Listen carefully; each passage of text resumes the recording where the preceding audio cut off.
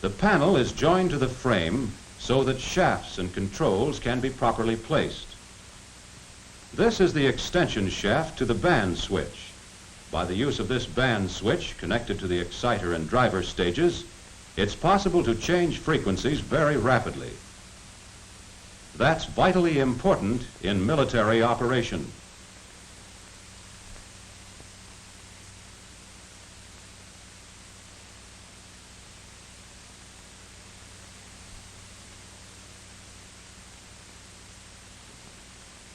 The final amplifier tuning condenser assembly was built as a unit on the feeder table.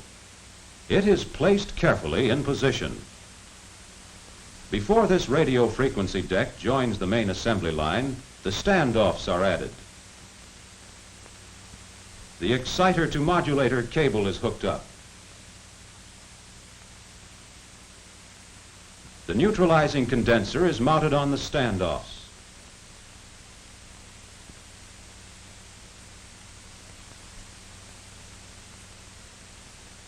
The main tube socket is added.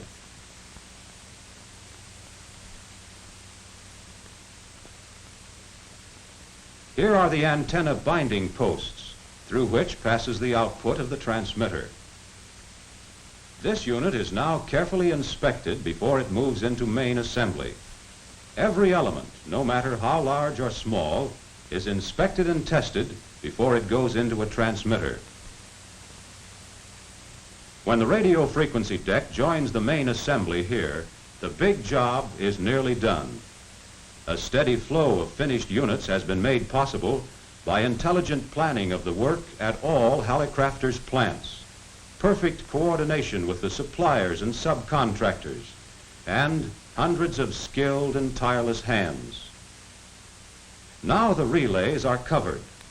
The smaller tubes are set in place, and the completed unit is ready to leave the assembly line. The transmitter is now ready for the first of many tests it will receive before it earns the stamp of final approval. This is the electrical testing room, where the transmitter's output, modulation, and keying are accurately measured and recorded. This work calls for plenty of technical skill and knowledge, so the staff here is principally made up of experienced radio amateurs. Signal Corps inspectors watch closely these important steps in controlling both the quality and performance of the transmitter. This test measures the radio frequency output of the transmitter. Instead of allowing the signal to radiate over an antenna, these bulbs, called the dummy antenna, convert the RF output into heat. Another important test is the one made for overload. The purpose of this is to make sure the relays respond properly to protect the circuits.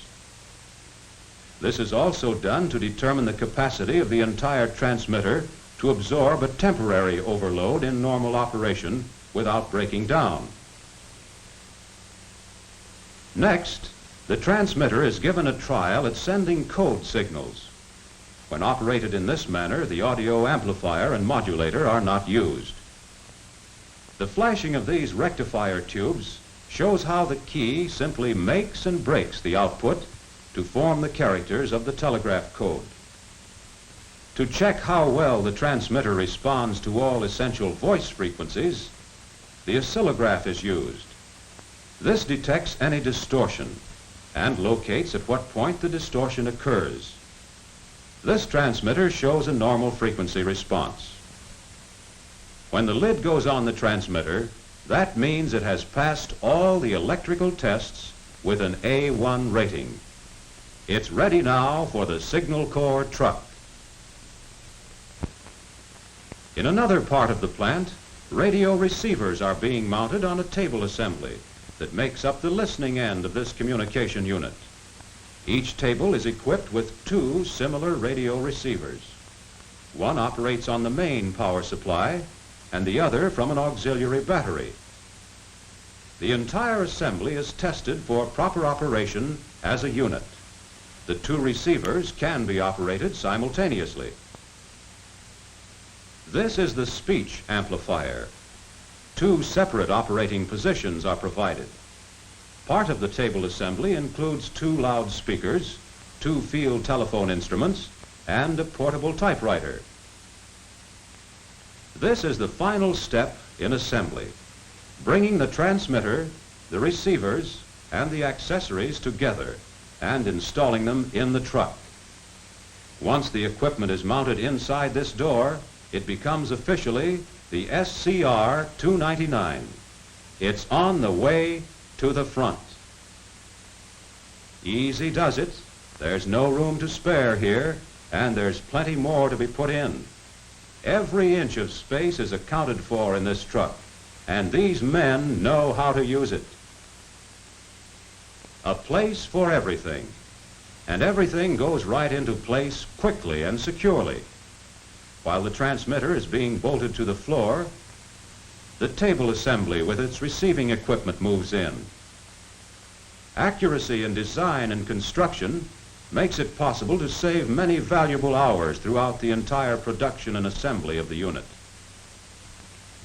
There goes the wall cabinet that holds the additional operating parts, extra coils, tuning units, condensers. And here's the bench that contains the tools and spare parts, a radio man's hope chest.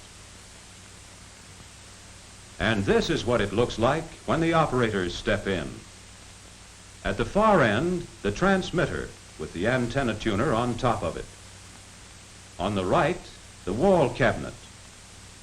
On the floor, the long bench for the operators. Both of these are storehouses for parts and accessories. On the left wall of the truck, the operator's table with 2 receivers, speech amplifier, control panel, and below, an electric heater and the 2 field telephones.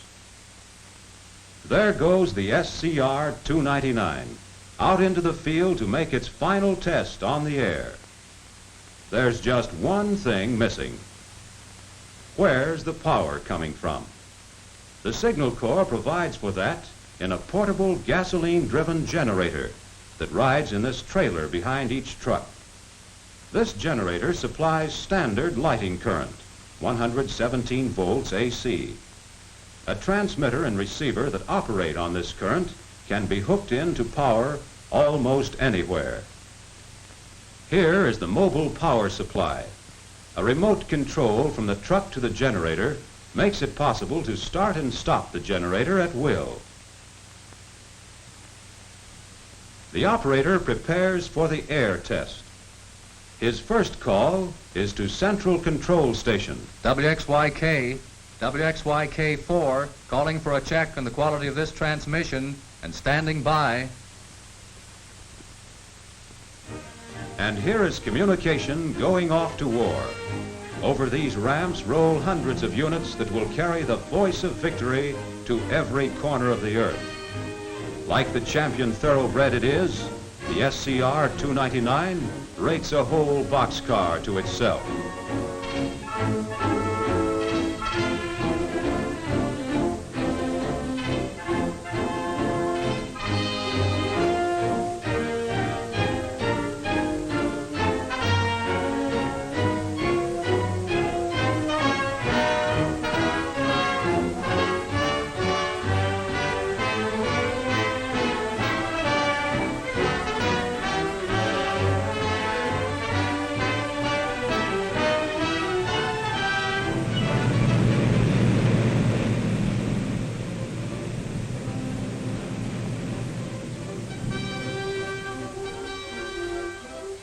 This Signal Corps unit is built for action and to get into action fast. It's a highly mobile radio station and may be set up almost anywhere in battle or invasion activities. Speed is vital. Every minute counts. The enemy doesn't wait. Communications must be ready at all times. It may be the only contact over which a blow-by-blow report flashes from the local front to the remote commands at Cairo, London, Sydney. The SCR-299 in this position is the nerve center of all our attacking forces. Artillery, tanks, infantry, Air Force, many of which are widely separated. Through the transmitter flow the reports, information, timing, and the order to advance. This is the voice of victory. Contact may be made with an approaching flight of bombers while they're still hundreds of miles away from the target. To coordinate their attack perfectly, these flyers must know the present position of our own tanks, infantry, artillery.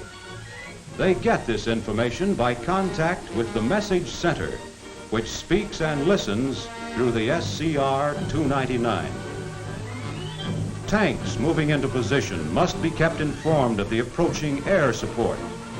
Timing is vital, and the timing of all these movements is controlled through this voice by direct contact with the Armored Forces headquarters.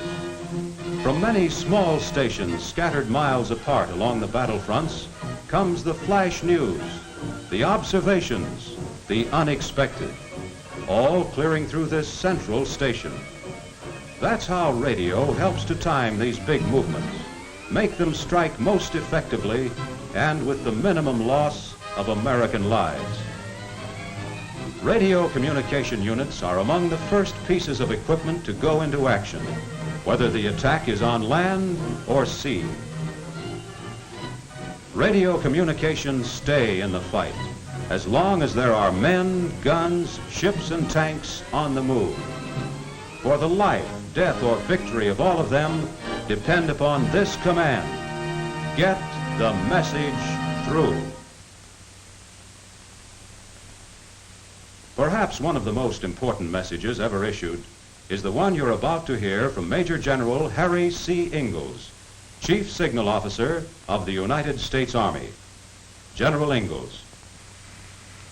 I'm speaking now as one American soldier to another, for we in the armed forces regard each of you men and women in this audience as being one of us and working shoulder to shoulder with us.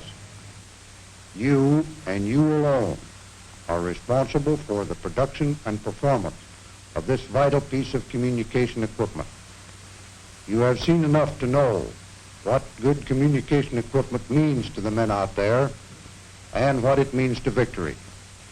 You have done a splendid job. Keep up the good work you have been doing. We are asking millions of American soldiers to stake their lives on breaking Germany and Japan. They ask you to keep up your production to the limit of your ability and the high standards of workmanship that have given us an advantage over the enemy that can be measured only on the day of final victory.